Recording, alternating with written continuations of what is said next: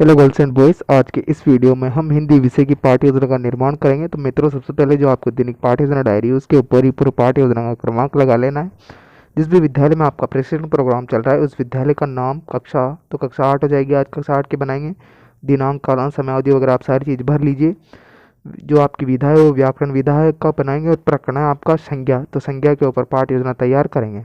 तो मित्रों, इसके ऊपर ये सारी खाना पूर्ति करने के पश्चात में जो आपकी नेक्स्ट हेडिंग आती है वो है शिक्षण के उद्देश्य और अपेक्षित व्यवहारगत परिवर्तन है। 2 कॉलम आप तैयार कर लीजिए। दोनों कॉलम तैयार करने के पश्चात इसमें लिखेंगे। लिखने से पहले मैं आपको बता दूं, अगर अब तक आपने हमारे चैनल को सब्सक्राइब नहीं किया तो प्लीज़ चैनल को सब्सक्राइब कर लीजिए और जो घंटी वाला आइकन है उसको ऑन कर लीजिए, ताकि आपको वीडियो का नोटिफिकेशन या कोई भी सूचना डले से नोटिफिकेशन सबसे पहले प्राप्त हो सके और आप हमारी वीडियो को सबसे पहले वॉच कर सके। तो फ्रेंड, ये सारी चीज़ आप कर लीजिए ध्यानपूर्वक। अगर आपको किसी भी विषय की पाठ्य योजना की आवश्यकता है तो प्लीज़ हमारे चैनल के पेज पे जाएं, वहाँ पर आपको प्लेलिस्ट मिल जाएगी। प्लेलिस्ट के अंदर आपको लगभग सभी विषय की पाठ्य योजना वहाँ पर उपलब्ध हो जाएगी। मित्रों, आते हैं वापस आपकी पाठ्य योजना के ऊपर। जैसा कि मैंने आपको 2 कॉलम बनाए, शिक्षण के उद्देश्य और अपेक्षित व्यवहारगत परिवर्तन। इन शिक्षण के उद्देश्य वाले कॉलम के अंदर आपको पहला जो शिक्षण का उद्देश्य मैंने ज्ञानात्मक, द्वितीय अबोध, तृतीय ज्ञानोपयोग, चतुर्थ कौशल, पांचवा है अभिरुचि, छठवा है अभिवृत्ति।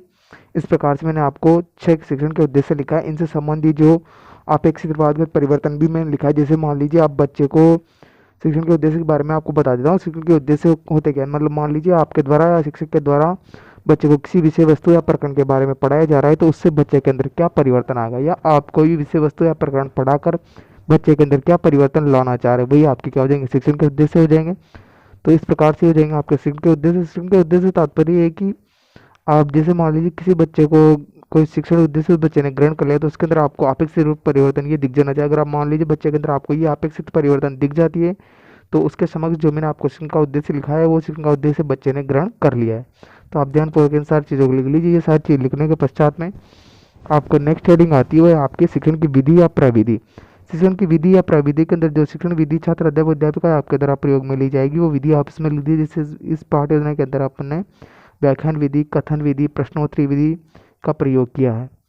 नेक्स्ट हेडिंग है आपकी सहायक सामग्री। तो सहायक सामग्री के अंदर समग्र सामग्री आ जाएगी जो आपके द्वारा उपयोग की गई, जैसे चार्ट हो गया, मॉडल हो गया, चित्र हो गया, कक्षा हो गई, चौक हो गई, डस्टर हो गई, सारी समग्र सामग्री इसके अंतर्गत आ जाएगी। पूर्व ज्ञान में आप लिखेंगे विद्यार्थी व्याकरण के या में संज्ञा के बारे में पूर्व में सामान्य जानकारी रखते हैं। फ्रेंड, इसके पश्चात में जो नेक्स्ट हेडिंग आती है आपकी वो है प्रस्तावना। प्रस्तावना के अंदर आपको फ्रेंड 2 कॉलम तैयार कर लेने हैं, छात्र अध्यापक क्रिया और विद्यार्थी क्रिया। ये दोनों कॉलम तैयार करने के पश्चात इसमें लिखने से पहले थोड़ा समझ लीजिए कि प्रस्तावना होता क्या है। प्रस्तावना तात्पर्य इसके अंदर छात्र, अध्यापक, अध्यापिका या आपके द्वारा बच्चों से प्रश्न किए जाते हैं और बच्चों द्वारा इन प्रश्नों के उत्तर दे दिए जाते हैं। कहने का मतलब है आपको बच्चों से कम से कम 4 प्रश्न, अधिक से अधिक 6 या 7 प्रश्न आपके द्वारा बच्चे से पूछे जाएंगे और बच्चों द्वारा इन प्रश्नों के उत्तर दे दिए जाएंगे। और आपके द्वारा ये जो प्रश्न आप बच्चों से पूछेंगे तार्किक क्रम में होने चाहिए। कहने का मतलब है एक प्रश्न को दूसरे प्रश्न से जोड़ते हुए आप बच्चों से प्रश्न करेंगे। जिस प्रकार से मैंने प्रश्न लिखे हैं उसी प्रकार से आप इन सारे प्रश्नों को ध्यानपूर्वक लिख लीजिए। नेक्स्ट हेडिंग आपकी उद्देश्य कथन। उद्देश्य कथन में आप लिखेंगे बच्चों, आज हम संज्ञा के बारे में विस्तार पूर्वक अध्ययन करेंगे। अगले पेज पे फिर नेक्स्ट हेडिंग लगा लीजिए प्रस्तुतिकरण। इसके अंदर आपको 6 कॉलम तैयार कर लेने हैं। शिक्षण के बिंदु या सोपान, छात्र अध्यापक क्रिया, विद्यार्थी क्रिया, शिक्षण विधि या प्रविधि, सहायक सामग्री व श्यामपट्ट कार्य। इस तरह से 5 कॉलम या 6 कॉलम जो भी है उन 6 कॉलम को आप तैयार कर लीजिए। ये करने के पश्चात में शिक्षण बिंदु के अंदर देखिए मैंने शिक्षण बिंदु लिखा है महात्मा गांधी एक महान पुरुष है। इस शिक्षण बिंदु के संबंधित छात्र अध्यापक विद्यार्थियों से प्रश्न पूछेगा, तो प्रश्न के अंदर बच्चे पूछते ही बच्चे उत्तर देंगे। प्रश्नों जैसे वाक्य में क्या है तो बच्चे उत्तर देंगे महात्मा गांधी एक महान पुरुष है। इस प्रकार से सारे प्रश्नों को आप ध्यानपूर्वक लिख लीजिए।